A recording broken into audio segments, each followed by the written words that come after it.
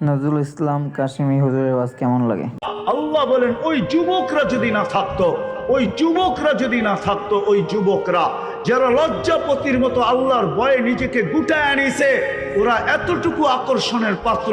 আল্লাহ বলে যুবক তুমি যদি না থাকতে তো আকাশ লোহার, জমিন তামার, বৃষ্টির একটা ফোঁটা না, শস্যের একটা দানা না, মাটিগুলা বালু, আমি একের পর এক আযাব দিয়ে তোমাদেরকে ধ্বংস করে দিতাম। শুধু এই যুবকের কারণে পারি না। লাউলা মাশাইখা রুক্কা, ওই বুড়া মানুষগুলার জন্য পারি না, যারা গুনাহ তো করে না কিন্তু সারাদিন ঝিকা পড়া থাকে, সারাদিন তওবা করতে থাকে, সারা রাত্র চোখের পানি জড়াইতে থাকে। ওই বুড়াগুলা, ওই বৃদ্ধগুলা, ওই আল্লাহওয়ালা গুলা যারা সারা রাত্র ঘুমায় না, সব ঘুমাইতে যায়, ওর ঘুম আসে না, ও ছটপট ছটপট করে, এক সময় মুসল্লায় দাঁড়ায় আর চিৎকার দিতে থাকে, কিসি কো সোনে মে, কিসি কো খানে মে, হমে মজা আতা হ্যায় রোনে মে। কারো খাওয়ায় মজা, কারো ঘুমে মজা, আমাদের কান্নায় মজা আসে, এই জন্য মুসল্লায় দাঁড়ায় গেল। ওরা যদি না থাকতো, পর্দানিসীন মা বোন যদি না থাকতো, ওয়াল আতফালা রুদ্দা, দুধের শিশু যদি না থাকতো, ওয়াল আনআমা রুত্তা, চতুষ্পদ প্রাণীগুলা যদি না থাকতো, রব্বে কাবার কসম। মুসা আলাইহিস ইসলামের জামানায় বৃষ্টি হতেছিল না। মুসা আলাইহিস ইসলাম বলি ইসরায়েলকে বলেছে, চলো নামাজ পড়বো, দেখি আল্লাহ বৃষ্টি দেয় কিনা। রাস্তায় যায় বলতেছে চলো বৃষ্টি হয়ে যাবে, বলছে মুসা নামাজ পড়লাম না, বৃষ্টি হবে কি করে? মিয়া তো আসলে আমাদেরকে নামাজ পড়ানোর জন্য, বনি ইসরায়েল ছিলই একটু গার্তেরা, ঠিক না? তো মুসা আলাইহিস ইসলাম কয় তোমাদের আগে পিঁপড়া বৃষ্টি করছে, দোয়া করে ফেলছে, পিপিলিকা, এদের দোয়া কবুল হয়ে গেছে। পিপিলিকা আল্লাহর কাছে দোয়া করছে, লিমা তুআযযিব বিইবাদি জুনুবিক, লিমা তুআযযিবুনা বিযুনুবি ইবাদিক, আপনার বান্দার গুনার কারণে আমাদেরকে শাস্তি দেন কেন? কেননা খরা যখন হয় তখন খাদ্যগুলা শক্ত হয়ে যায়, আমাদের দাঁতগুলা নরম, আমরা চাবায়া খাইতে পারি না, ওইখান থেকে কিছু নিতে পারি না, না খায়া থাকতে হয়, মরার উপক্রম হয়ে গেছি। বৃষ্টি হলে খাদ্যের ভিতরে পানি ঢুকে, এগুলা নরম হয়, আমরা নরম দাঁতে খাইতে আমাদের মজা হয়, সহজ হয়, আমরা বেঁচা যাই। গুনাহ তো আমরা করি না, বন্দা করে, শাস্তি আমাদেরকে কেন দেন? আপনারা ভাবছেন বৃষ্টি আপনাদের কারণে হয়?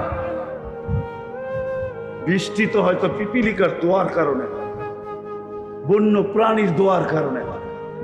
ওরা যখন সহ্য না করতে পারে, তো আমার বিশ্বাস ওরা এরকমই আল্লাহকে বলে, আমাদেরকে শাস্তি কেন? মা মিন শাইইন ইল্লা ইউসাব্বিহু বিহামদি রাব্বি, একটা মুহূর্ত তো যায় না যে আমরা আপনার গুণগান না গাই। 24 ঘন্টা গুণগান গাই, আমাদেরকে শাস্তি দেন কেন?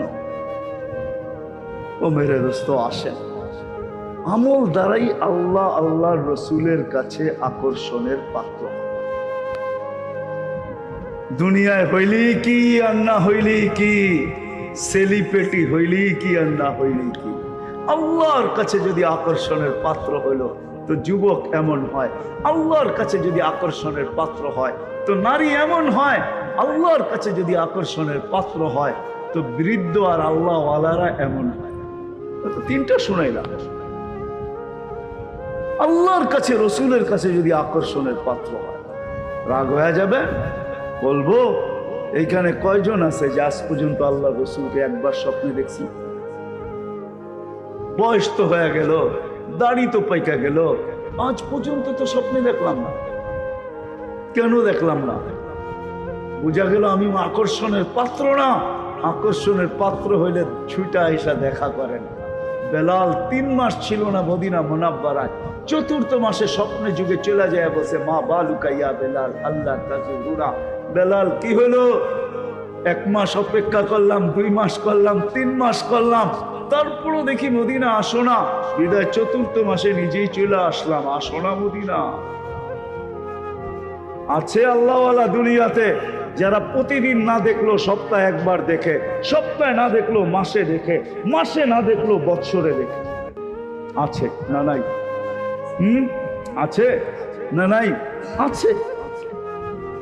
দেখে না, দেখা দেয় বিদায় দেখে, দেখা দেয় বিদায়, দেখা দেয় বিদায় দেখে। দেখা কেন দেয়? আকর্ষণের পাত্র।